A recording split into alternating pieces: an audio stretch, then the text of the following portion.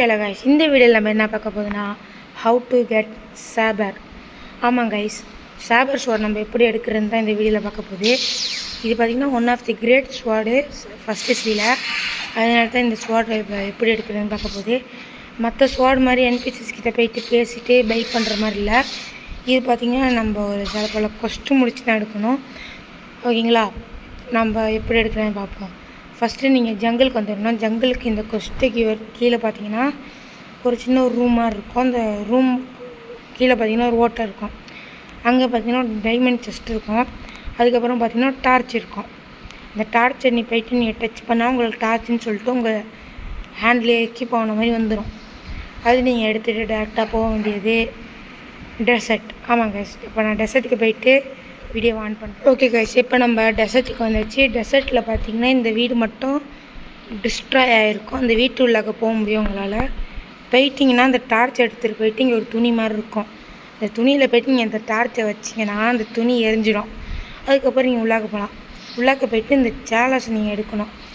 ஓகேங்களா, அந்த சேலஸ் எடுத்துகிட்டு நீங்கள் போக வேண்டியது பார்த்தீங்கன்னா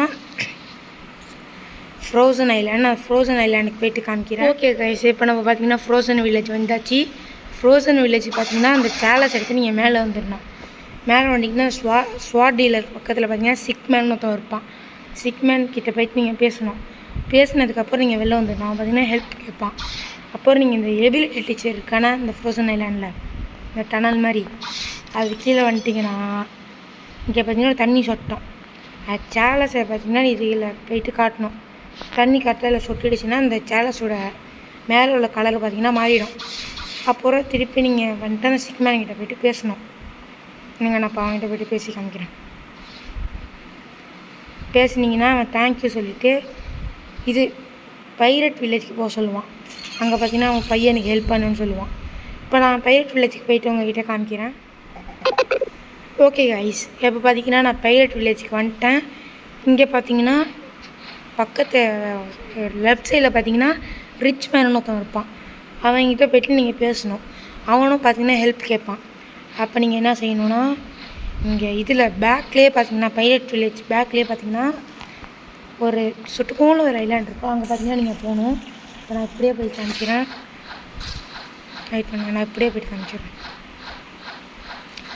அங்கே பார்த்தீங்கன்னா ஒரு பாஸ் இருப்பான். அந்த பாஸோட லெவல் பார்த்தீங்கன்னா தெரில, நான் காமிக்கிறேன்ப்பா போயிட்டு.